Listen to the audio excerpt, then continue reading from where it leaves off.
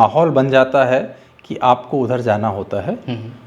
मेरे जीवन में भी ऐसा ही हुआ। मेरा जो जीवन था एक आम बिजनेसमैन की तरह बढ़िया चल रहा था, बट 2018 में कुछ इनफैक्ट 2017 से ही कुछ ऐसे चेंजेस आने लगे मेरी लाइफ में जिनका उत्तर खोजते खोजते पहले मैंने बाहर खोजे, बट बाद में मुझे अपने अंदर ही वो सारे जवाब मिले। ने एक संस्था को भी फाउंड किया है, बीइंग स्पिरिचुअल फाउंडेशन, जैसा कि इसका नाम है कि आध्यात्मिक बने आप। आध्यात्मिक यात्रा, तो ऐसा लोगों को लगता है अभी भी कि आध्यात्मिक यात्रा बोले तो सब कुछ छोड़ के कहीं पहाड़ पे जा रहे हैं और हम कुछ सब छोड़ दिया, संन्यास हम लेने जा रहे हैं। 2018 में जो धर्मेंद्र कुमार जी थे और आज 2025 में डॉक्टर धर्मेंद्र कुमार जी हैं जी, आपको क्या फ़र्क लगता है? तो डॉक्टर कहता था हवा पानी बदलो, मतलब आप कहीं अच्छी जगह चले जाओ। लोग कहते हैं ना कि मेरे पास समय नहीं है, उनके लिए योग और ध्यान बहुत ज़रूरी है।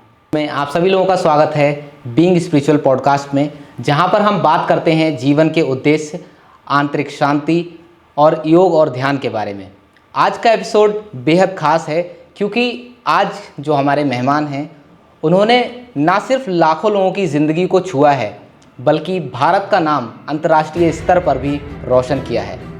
आज के जो हमारे गेस्ट हैं वो द बीइंग स्पिरिचुअल फाउंडेशन के संस्थापक एवं आध्यात्मिक wellness coach doctor Dharmendra Kumar ji, जिन्हें हाल ही में ओस स्टेट यूनिवर्सिटी किर्गिस्तान द्वारा honorary doctorate in yoga and spirituality से भी सम्मानित किया गया है। साथ ही साथ उन्हें इंटरनेशनल अचीवर अवार्ड से भी सम्मानित किया गया है। सर, आपका बहुत बहुत स्वागत है। धन्यवाद। कैसे हैं सर? बहुत बढ़िया सर, सबसे पहले तो आपको बहुत बहुत बधाई आपको ऑनररी डॉक्टरेट के लिए। Thank you. सर, सबसे पहले मैं आपसे यही जानना चाहूँगा कि आपको अध्यात्म के क्षेत्र में डॉक्टरेट प्रदान हुई है, सम्मानित किया गया है आपको, तो अध्यात्म की राह पर आपका सफ़र कैसे शुरू हुआ? कुछ चीज़ें ज़रूरी नहीं है कि आपकी इच्छा से शुरू हों जी। कभी कभी ऐसे माहौल बन जाता है कि आपको उधर जाना होता है। मेरे जीवन में भी ऐसा ही हुआ। मेरा जो जीवन था एक आम बिजनेसमैन की तरह बढ़िया चल रहा था, बट 2018 में कुछ इनफैक्ट 2017 से ही कुछ ऐसे चेंजेस आने लगे मेरी लाइफ में जिनका उत्तर खोजते खोजते पहले मैंने बाहर खोजे, बट बाद में मुझे अपने अंदर ही वो सारे जवाब मिले। तो तभी से मेरी आध्यात्मिक यात्रा जो है वो चालू है। ओके, तो आपने एक संस्था को भी फाउंड किया है, बीइंग स्पिरिचुअल फाउंडेशन, जैसा कि इसका नाम है कि आध्यात्मिक बने आप, तो इसके पीछे क्या प्रेरणा रही? 2017 में जैसे मैंने बताया कि मेरे साथ बहुत सारे इश्यूज़ थे। हेल्थ को लेकर चैलेंजेस थे, वेल्थ को लेकर चैलेंजेस थे। तो मैं अक्सर दूसरों को दोषी ठहराता था या कारण कहीं बाहर खोजता था। ठीक है। लेकिन जैसे ही मैंने अपने अंदर उतरने का प्रयास किया, उन सवालों के उत्तर मैंने अपने अंदर खोजे। जैसे सबसे पहले कि मेरे अंदर आता था कि मैं जो भी करता हूँ वो हमेशा, मतलब एक तरह से घमंड जिसे कह सकते हैं, अहम जिसे कह सकते हैं, वो मेरे अंदर 2017-18 में था। लेकिन हमारे जीवन में जो भी कुछ घटित होता है वो हमको कुछ ना कुछ राह दिखा रहा होता है। तो मैं इसको यही कहूँगा कि जो भी उस समय हुआ उसकी बदौलत आज मैं अध्यात्म में मेरी जो यात्रा है वो काफ़ी तेज़ी से बढ़ रही है। और जैसा आपने कहा कि जो संस्था मैंने फाउंड की वो 2020 में मेरे अंदर आया, जब लॉकडाउन लगा। लॉकडाउन में मैंने देखा था कि जो एंजाइटी, जो डिप्रेशन, जो नेगेटिव थॉट्स मेरे अंदर 2017 में हुआ करते थे, 2020 में काफ़ी लोगों के अंदर थे। लोगों के अंदर एक डर था, एक भय था कि कैसे हम बचेंगे। लोगों के व्यापार जो है वो ख़त्म हो रहे थे, लोगों को समझ में नहीं आ रहा था कि कैसे दुनिया होगी, एक अलग ही माहौल था। तो उस समय पर मैंने और मेरे साथ में जो एक दो लोग थे उन्होंने ऑनलाइन प्लेटफॉर्म पर, क्योंकि हम फिज़िकली किसी से नहीं मिल सकते थे, ऑनलाइन प्लेटफॉर्म पर हमने सुबह शाम कई सारी क्लासेस कराई, मेडिटेशन कराए, योगा, और लगातार 2 साल तक हम उसे कराते रहे। मैं समझता हूँ कि 10-15 हज़ार लोगों को तो सिर्फ हमने उसी समय पर ट्रेंड किया काफ़ी कुछ चीज़ों में, चाहे वो योगा हो, ध्यान हो, चाहे न्यूरो लिंग्विस्टिक प्रोग्रामिंग के हमारे जो प्रोग्राम्स होते हैं उसके माध्यम से। तो काफ़ी लोगों को हम नेगेटिविटी से पॉजिटिविटी की तरफ लेकर आए। तब जाके फिर मुझे लगा कि नहीं, अब इसको एक प्रारूप देना चाहिए, एक प्लेटफॉर्म हमको बनाना चाहिए जहाँ पर और भी लोग हमारे साथ जुड़ें, और जो मुहिम है कि हर कोई खुश रहे, हर कोई एक अच्छी ज़िंदगी जिए और अपने अंदर एक डुबकी लगाए, आध्यात्म की यात्रा करें। तो 2021 में हमने एक संस्था की शुरुआत की जिसका नाम बीइंग स्पिरिचुअल फाउंडेशन। अक्सर हमारी संस्था जो बस यही करती है कि आप आध्यात्मिक यात्रा पर आगे बढ़ें। ऐसा माना जाता है कि जब बात आती है आध्यात्मिक यात्रा तो ऐसा लोगों को लगता है अभी भी कि आध्यात्मिक यात्रा बोले तो सब कुछ छोड़ के कहीं पहाड़ पे जा रहे हैं और हम कुछ सब छोड़ दिया, संन्यास हम लेने जा रहे हैं। बिल्कुल भी नहीं। आप गृहस्थ में हैं, आपके पास जो भी समस्याएं हैं उनका उत्तर अपने अंदर खोजना, अपने अंदर से ही फिर जो आपको जवाब मिलेंगे, जो सॉल्यूशन मिलेंगे, उनका कोई काट नहीं होगा और आपके अंदर एक फिर असीम शांति, आनंद वो सब भरने लगेगा। आपके साथ जो घटित आज हो रहा है, जिनको आप समस्याएं कह रहे हैं, उनको देखने का आपका नज़रिया बदल जाएगा। आपकी अपनी फ्रीक्वेंसी हाई होगी और जब आपकी फ्रीक्वेंसी आज हाई होगी तो आपके सराउंडिंग में भी चीज़ें चेंज होने लगेंगी। आप उन चीज़ों को अट्रैक्ट करने लगेंगे जो वाकई में आप पाना चाहते हैं। तो मिशन हमारा एक ही है कि हर कोई खुश रहे, आनंद में रहे और जो भी वो पाना चाहता है, जो भी उसके लाइफ गोल है, उसको अचीव करें। बेसिकली यही है कि आपने जो अपनी लाइफ में फेस किया, आप नहीं चाहते कि दूसरे लोग भी फेस करें। जो मैंने फेस किया, जो 3 साल मैं कई सारे, मैं ऋषिकेश जाता था और भी पहाड़ों पे जाता था, गुरुओं के पास जाता था और उसके उत्तर तलाशने की कोशिश करता था। बट बाद में मुझे समझ में आया कि इसका जो सबसे अच्छा तरीका है कि अपना अंधेरे में, एक कमरे में, शांति में आधे घंटे, 1 घंटे अपने साथ बैठ जाइए। आपके अंदर से बहुत सारे उत्तर जो है ऊपर से डाउनलोड होने लगेंगे और अंदर से ही एक समझ पैदा होगी, जिसे मैं कहता हूँ आध्यात्मिक समझ पैदा होना। जब आप आध्यात्मिक यात्रा पर आगे बढ़ते हैं तो आपके अंदर एक आध्यात्मिक समझ पैदा होती है। फिर आपको चीज़ों को देखने का नज़रिया बदलने लगता है। जो आपके साथ घटित हो रहा है उसमें क्या पॉजिटिव है, क्या आप अच्छा कर सकते हैं, आपकी फ्रीक्वेंसी चेंज होने लगती है और आपको जीवन बहुत अच्छा लगता है, आपको आनंद आने लगता है। मतलब जो लोग उत्तर अपना बाहर ढूंढते हैं अपने आप से बाहर, वो बिल्कुल बाहर नहीं मिलेगा उत्तर आपके अंदर। यही आध्यात्मिक यात्रा है, यही स्पिरिचुअलिटी है। तो सर 2018 में जो धर्मेंद्र कुमार जी थे और आज 2025 में डॉक्टर धर्मेंद्र कुमार जी हैं जी, आपको क्या फ़र्क लगता है? पहले शायद मुझे फ़र्क नहीं पड़ता था कि किसी को प्रॉब्लम है और वो ठीक है नहीं है, उसकी ज़िंदगी कैसे चल रही है, मुझे कोई फ़र्क नहीं शायद नहीं पड़ता था। बट जैसे जैसे मैं इसमें डूब रहा हूँ, जिस वजह से आगे इस यात्रा में आगे बढ़ रहा हूँ, मैं इसको एक चैलेंज के रूप में, एक चुनौती के रूप में लेता हूँ। अगर मेरे पास कोई व्यक्ति आता है और वो कहता है कि मैं डिप्रेशन में हूँ, मैं एंजाइटी में हूँ या मेरे लाइफ में ये चैलेंजेस चल रहे हैं, तो मेरे लिए एक चुनौती होती है। उसको मैं उसी रूप में लेता हूँ कि कैसे भी इस व्यक्ति को मैं वहाँ से निकाल करके और इसको एक अच्छी राह पर आगे लेके जाऊँ। तो पहले शायद मैं इतना अपने आप को रिस्पॉन्सिबल फील नहीं करता था, बट अभी मैं उस रिस्पॉन्सिबिलिटी को महसूस करता हूँ और उसको आगे बढ़ाता हूँ। ओके। सर हाल ही में जो आपको ओस स्टेट यूनिवर्सिटी किर्गिस्तान है, वहाँ से ऑनररी डॉक्टरेट की उपाधि दी गई है। तो सर आपको क्या लगता है ये उपाधि आपको क्यों दी गई और इस बारे में कुछ और बताइए। यहाँ पर एक संस्था है, उसने मेरे सारे पूरे पिछले कई सालों के काम को देखा और फिर उसके बाद में उन्होंने आगे प्रपोजल बना के यूनिवर्सिटी को सबमिट किया। जो भी हमने अभी तक काम किया है, क्योंकि हम अलग अलग समय पर अलग काम करते रहते हैं, हमारे ध्यान के कैंप लगते हैं, योगा के कैंप लगते हैं, चैरिटी प्रोग्राम्स होते हैं, उन सारी चीज़ों को और जो भी हमने काम किए हैं सारा उन्होंने बना के दिया। तो फिर यूनिवर्सिटी ने हमें चयनित किया उस चीज़ के लिए और उन जो मानद उपाधि है उससे सम्मानित किया। पर इसको मैं ऐसे लेता हूँ कि अब चूँकि नाम जो है विदेश तक है, तो जो अभी तक मैं कहूँगा कि 100% काम कर रहा था, अब मैं उसको 200% करूँ। तो उसको और ज़्यादा चुनौती के रूप में मैं उस काम को ले रहा हूँ और पूरी एनर्जी के साथ मैं उस काम में लग रहा हूँ। तो फिर इस डॉक्टरेट की जो उपाधि आपको मिली है, इसका आपके जीवन में फिर क्या महत्व आप समझ रहे हैं इसको? जैसा मैंने कहा कि इसको मैं और जिम्मेदारी के साथ ले रहा हूँ। चुनौतीपूर्ण मानना, चुनौतीपूर्ण कि मैं और लोगों तक पहुँचूँ और जो मैंने अभी तक सीखा है मैं लोगों को सिखाने का काम करूँ। सर अभी इसके साथ साथ ही आपको जो यूनिवर्सिटी है उसने इंटरनेशनल अचीवर्स अवार्ड से भी सम्मानित किया।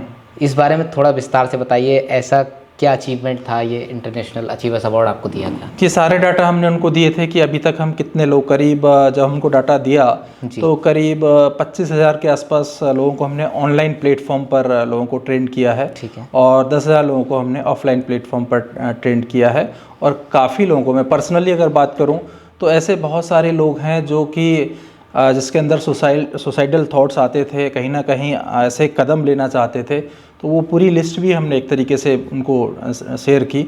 तो उन्होंने फिर ये जो अवार्ड है ये हमको दिया कि सोशल कॉज के लिए, ह्यूमैनिटीज़ के लिए हम एक काम कर रहे हैं, तो उन्होंने हमको चयनित किया इस काम के लिए। सर, जो मानवता और आध्यात्मिकता के क्षेत्र में आपने जो जो अपनी सेवाएं दी हैं, जिसके लिए आपको ये अवार्ड भी दिया गया, प्लस आपको डॉक्टरेट से भी सम्मानित किया गया जी। तो मतलब ऐसी कौन सी रिकॉग्निशन थी कि जिसको इंटरनेशनल लेवल पर भी मतलब देखा गया कि हाँ आपने इतना कुछ अचीव किया या इतने लोगों की हेल्प की है? सबसे ज़्यादा उन्होंने जो देखा, जो हमारे फोटोग्राफ्स थे जी, जो हमने अलग अलग कैंप्स लगाए और लोगों के कुछ टेस्टिमोनियल भी हमने उनके साथ शेयर किए, तो जो लोगों के अंदर जो बदलाव आए हैं, सबसे ज़्यादा महत्ता उन्होंने उस चीज़ को दी थी कि हाँ इतनी फैमिलीज़ में इतने, क्योंकि एक बंदा जब डिस्टर्ब होता है ना, उसकी पूरी फैमिली डिस्टर्ब होती है। तो इतने सारे लोगों को, इतनी सारी फैमिलीज़ को हम ऑलरेडी एक बदलाव दे चुके हैं। उनको एंजाइटी से, डिप्रेशन से और अलग अलग बीमारियों से, OCD से, किसी भी प्रकार का डर जो होता है, जो लोगों के अंदर बसा होता है, जिसको हम फोबिया कहते हैं, उन सब से निकाल करके और अब वो एक अच्छी ज़िंदगी जी रहे हैं। तो सर, बीइंग स्पिरिचुअल फाउंडेशन में आप केवल सेवाएं ही प्रदान करते हैं या फिर आपने अपने कुछ प्रोडक्ट्स भी लॉन्च किए हैं जिससे लोगों की आप मदद कर पा रहे हैं?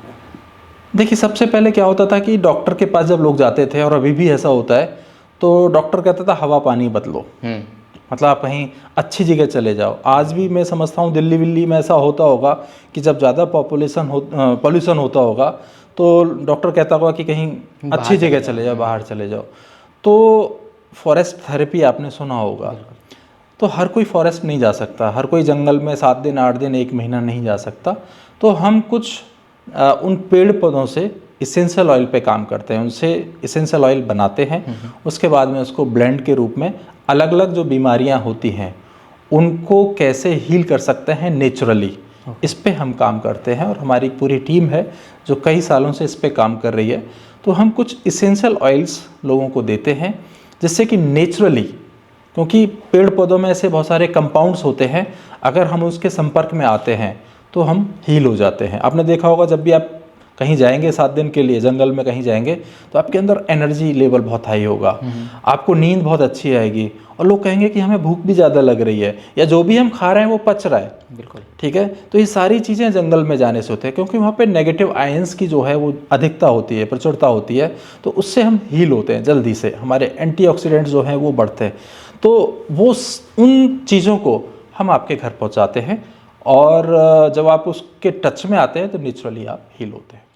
तो इसका मतलब तो ये हो गया कि जो फॉरेस्ट है उसको आप मतलब अब डेली उसका फील कर सकते हैं, डेली फील कर सकते हैं। आप अपने कमरे को जंगलनुमा मतलब जो आपको वहाँ पर जाकर मिल रहा है, आप अपने कमरे में उसके गुणों में ले सकते हैं। आप उसको इनहेल कर सकते हैं, आप उसको बॉडी पर लगा सकते हैं, आप उसको एरोमा के माध्यम से ले सकते हैं। ओके। तो सर, जो आपका क्षेत्र है योग और ध्यान, इसको रोज़मर्रा की ज़िंदगी में आजकल आप देख रहे हैं बहुत ही फास्ट लाइफ लोगों की हो गई है, तो इसमें इतनी स्लो चीज़ या इतनी हम कहें स्टडी चीज़ को कैसे लोग अपना सकते हैं?